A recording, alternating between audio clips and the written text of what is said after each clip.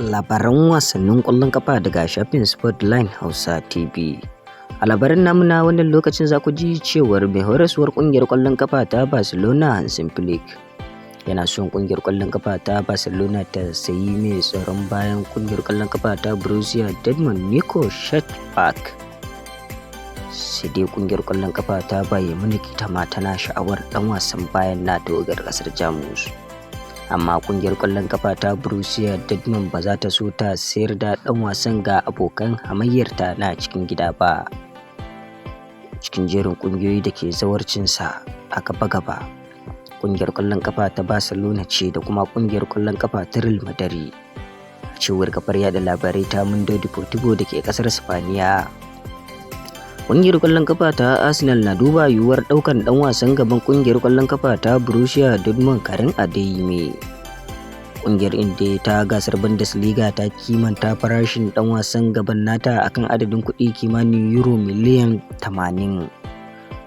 Sai dai ƙungiyar inda ke wa ikirari da Gunners na iya fuskantar hamayya mai tsamari sosai daga abokan wasanta na cikin gida gasar Premier da suka hada da kungiyar kwallon kafa ta Chelsea da na Manchester United.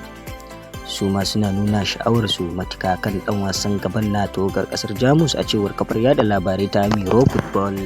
Tuni da mai tsaron gidan kungiyar kwallon kafa ta Manchester City James Trafford ya fara tunanin barin kungiyar ta Manchester City bayan watanni 5 kacal da isansa kungiyar ta Manchester City akan adadin kuɗi kimanin fam miliyan 27.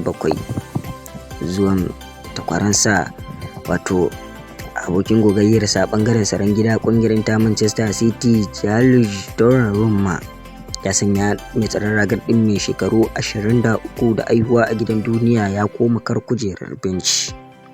A ta bangare guda kuma kungiyar kwallon kafa ta Newcastle United, tsohuwar kungiyarsa da ya bari ya dawo Manchester City, tana ci gaba da sha'awarsa kuma za ta iya motsawa idan kasuwar musayar 'yan wasa ta buɗe na watan Janairu, a cewar jaridar Daily Mail Sport. Kada ku manta da batun nan mana subscribe a wannan YouTube channel din namu mai suna Sportline Hausa TV idan wannan shine kasancewar ku da mu a karo na farko. Ƙungiyar ƙwallon kafa ta Manchester United da na Real Madrid da kuma Barcelona dukkaninsu suna zawarcin dan wasan baya na kungiyar kwallon kafa ta Eintracht Frankfurt Nathaniel Brown.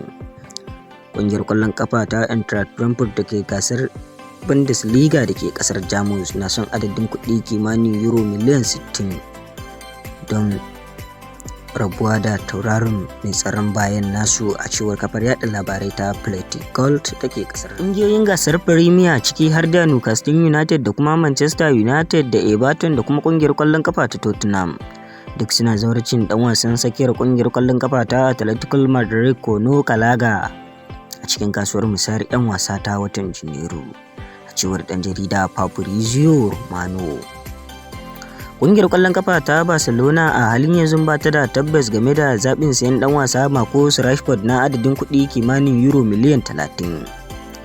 Amma a yanzu suna tattaunawa akan yiwuwar ɗan wasa Malik Fofana na ƙungiyar ƙwallon kafa ta Lyon da ke gasar Ligue 1 da ke ƙasar Faransa, da kuma ɗan wasa Antonio Nusa na ƙungiyar ƙwallon kafa ta RB Leipzig da ke gasar Bundesliga da ke ƙasar Jamus a matsayin waɗanda za su iya maye gurbin ɗan wasan gaban na tawagar ƙasar Ingila, cewar kafar yada labarai ta Sport. Kada ku manta da batun danna mana subscribe a wannan YouTube channel ɗin namu mai suna Sportline Hausa TV, don wannan shine kasancewar ku da mu a karo na farko.